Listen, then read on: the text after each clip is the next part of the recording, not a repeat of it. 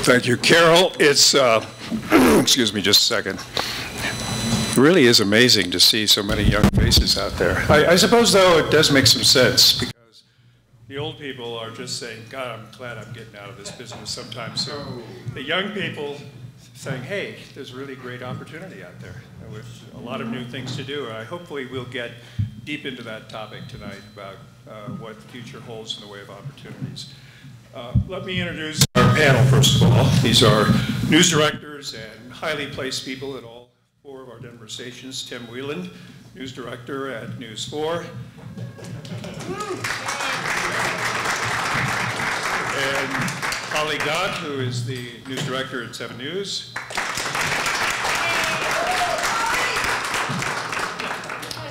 And Linda, who we always called Linda K, because everybody had a difficult time pronouncing her last name, but Linda Kotsaftis, which is close, right?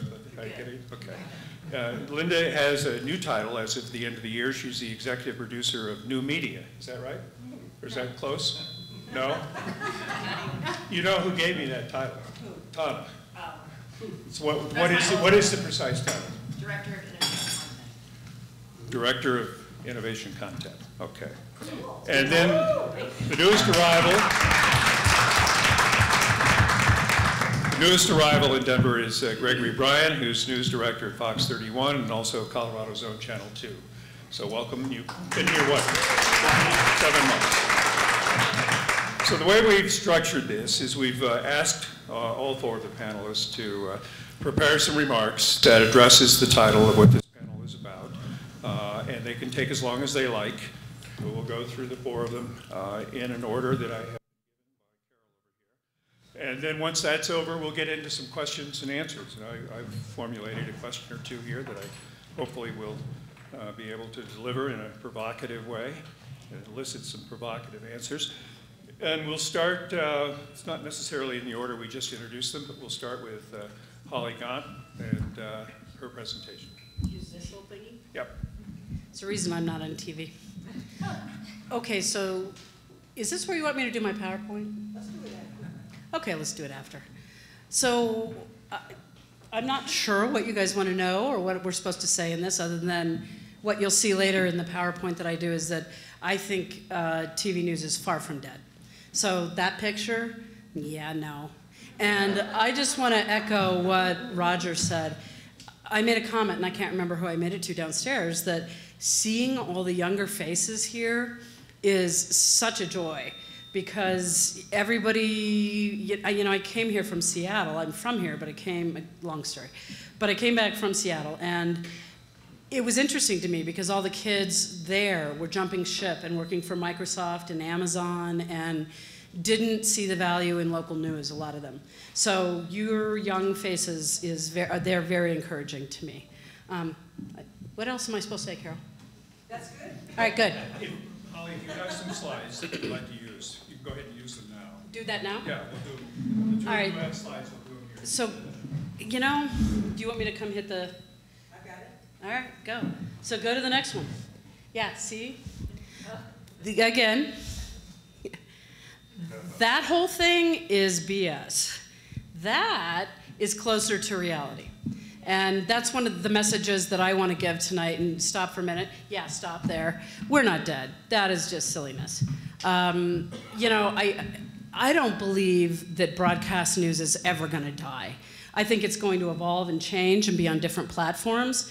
But the whole idea that we're dead is ridiculous. And one of the things in the slide before I had is I think that right now you're seeing that cable and satellite are in a lot more trouble than broadcast news is. And if you look at these, look at how antennas, which we all thought the little rabbit ears and we thought those were dead, but antennas have become much more sophisticated. And I would bet a lot of you in the audience who are younger have antennas now. Yep, yep, all of you. Because why pay $200 a month for cable or satellite? But what that says with the 49% increase is you still want broadcast TV. You just don't want to have to pay cable and satellite rates for it. And I think that's huge. Conversely, if you look at broadcast, we're growing. Next slide there, Carol, my dear. Isn't that cool? I didn't know. Ah, it's really fancy. Yeah, thank you. Okay, so if you look at this, the gross rating points in the market, just in the May book as an example, are up 9% in the morning shows, 6% in the early evening shows, and granted, they're down 23% in the late news. But what that says is the number of people watching are there, they're just watching it differently. Just because they're not on cable or satellite doesn't mean they're not watching. Now, and I think part of what's going on with the 23% down in late news is lots of DVRs, lots of other alternatives. So I think that number in real time of watching broadcast is down, but I don't think that means they're not watching us. Next one, Carol.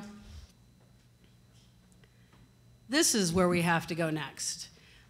You know, we had to keep evolving. I'm just old enough. Sorry, I didn't know how to make it freeze. You know, I'm old enough that I remember. Yeah, well.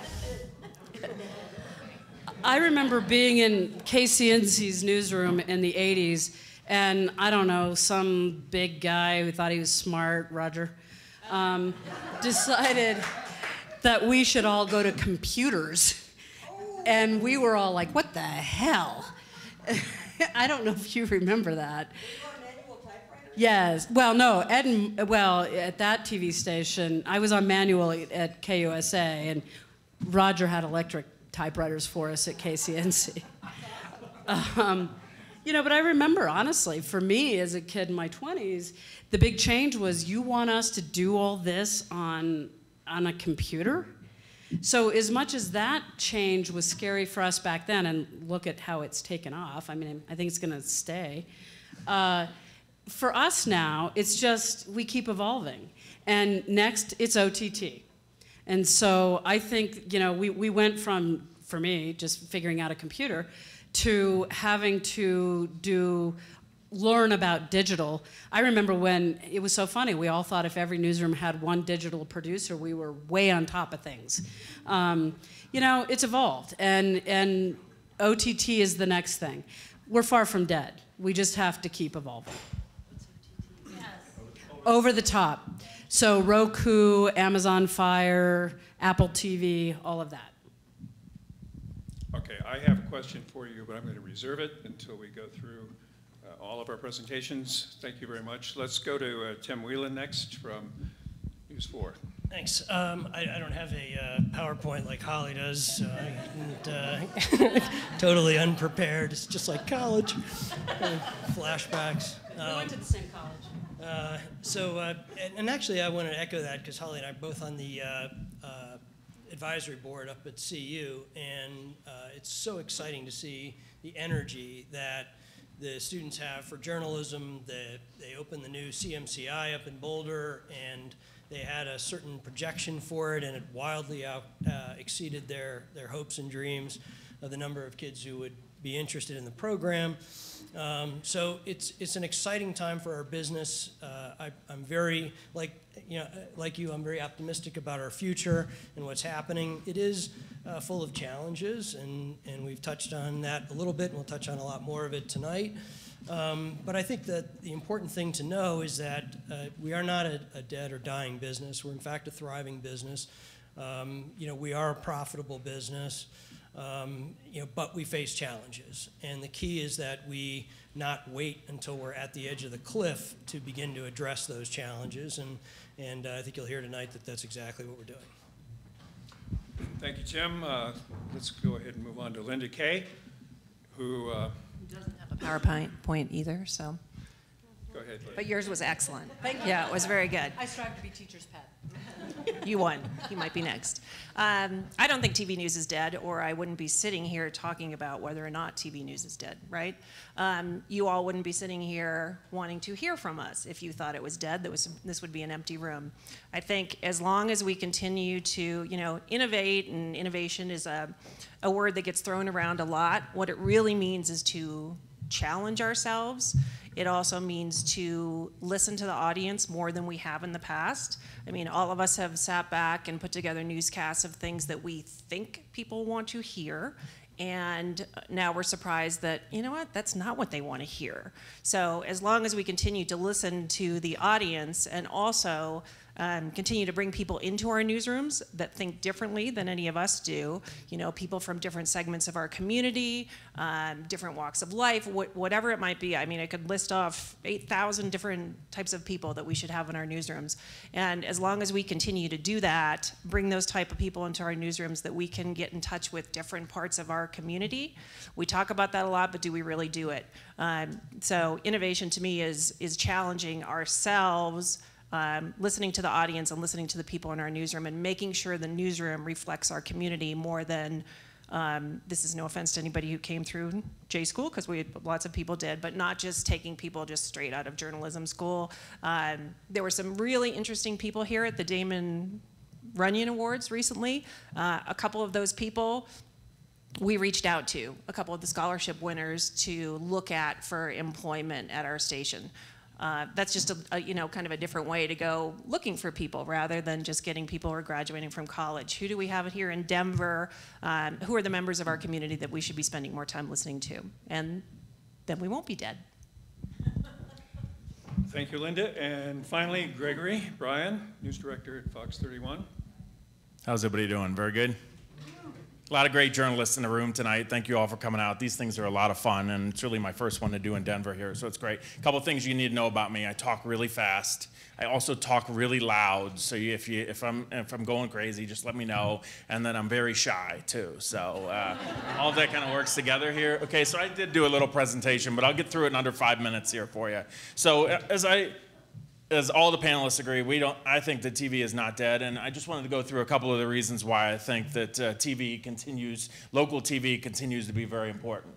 So everybody up here at this panel would come up with a lot of key drivers that brings people to local TV news, and some would have the same. I think that there's really 4 that are really strong for me, and I think that there's a huge trust level with local TV news, and I'll tell you more about that in a moment. But it's about getting it right. It's about that integrity. It's also about our relationships with our anchors, talking to people through the TV, meeting them in the community, and being able to deliver their news to them. Excuse me. So we see a lot of that trust. Impact news is also something that I think all 4 stations up here do a really fantastic job of, and that's great storytelling. Everybody has an investigative unit. Everybody strives to deliver the news with context and perspective every day. And I will tell you that with local news, I don't think anybody can do severe weather and breaking news better than local news. I think we all do a fantastic job about it, and we really deliver the news. We're out there in our storm tracking vehicles when there's a threat to your community, whether it's weather, whether it's terrorism, whether it's an active shooter. I think that's where local news really comes out. I think also local news is big on being local, and that's community news and just being involved in a community. Who does it better than local TV news? And then Holly touched on it a lot, engagement. I think we need to figure out ways to deliver news to our consumer wherever and whenever they are.